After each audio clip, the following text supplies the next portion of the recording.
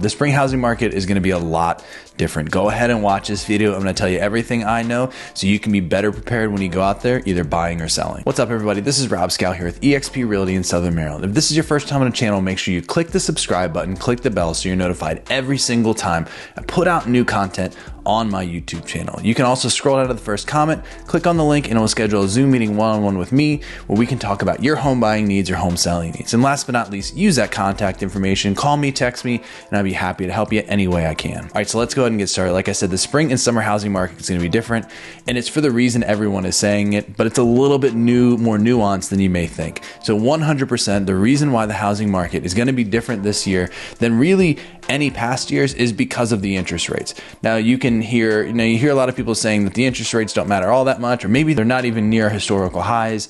But let's talk about the fact that a lot of people that are out there right now are used to rates that are in the 2 to 4% range because that's what they were dealing with for the last 3 years. And if one of those people have already bought the house in that 2 to 3% range or even 4% range, these 7% just look so unappetizing to them. So what we're seeing right now is an already stressed supply of houses being even more stressed by the fact, and who can blame them, that people don't want to leave these ultra low mortgage rates. And you even hear people talking about the fact that they're not going to be, that mortgage rates, while they may go lower, 4%, 5%, it's not likely we're ever going to see 2.99 or 2.65% rates.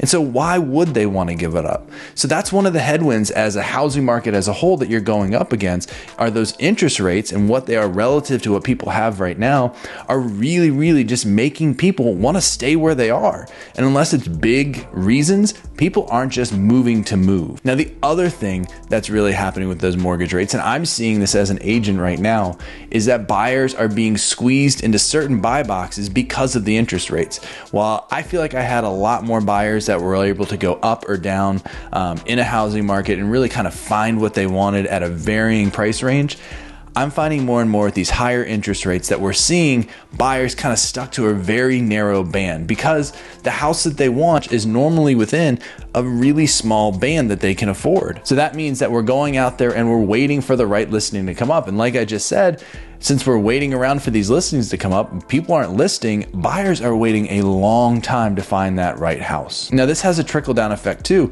When there's buyers that can't find houses and sellers that don't want to list houses, we're going to start seeing agents maybe that you used in the past start dropping out of this market, and there's going to be less competition among agents too. So I think as a whole, the housing market is really going to start seeing some big changes. One thing that I have noticed, and I think other agents have felt the same, for desirable houses and desirable price points, there's still competition. I've had a few offers in that had other offers there too, and we had to kind of start a bidding war, but it was nowhere near the bidding war that I've been used to. But still, you're still competing against other buyers. But there are people that are going out there, especially you sellers, I'm talking to you if you're looking to sell your house too, understand that if you go out there thinking you're going to get prices and bidding wars that were happening last year, you're most likely not. And if you price too high in this market, especially because interest rates are so high and buyers' budgets are kind of, really restricted by these interest rates, your property might sit if it's not a good value for that buyer. They're going to pass on it and wait for that Goldilocks perfect one where they feel comfortable about the payment and the mortgage and all that kind of stuff. So the biggest thing I want you to understand from this is if you're a seller, there's limited competition out there for you to sell your house. And I know I can hear people saying, well, if I sell my house, where am I going to move to? It's a great question, and each situation is unique.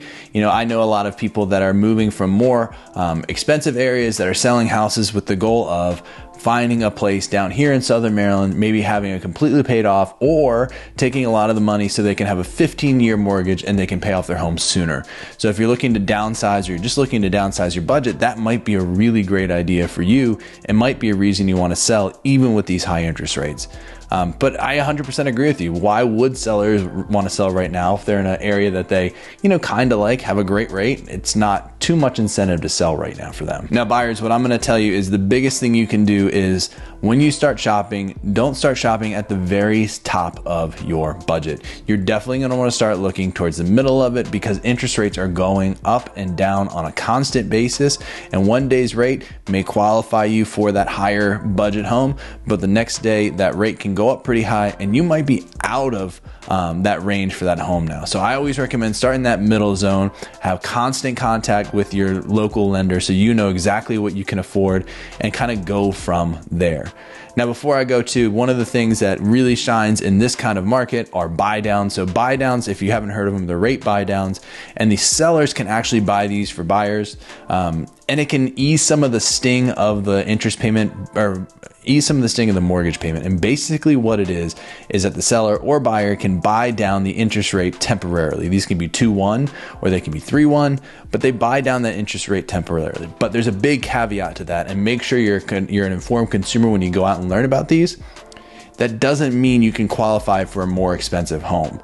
It just means that maybe you're looking at the top of your budget, and that payment's a little scary to you, but in a few years you're going to be growing into that payment. You can get a 2-1 buy down from the seller if you ask for it.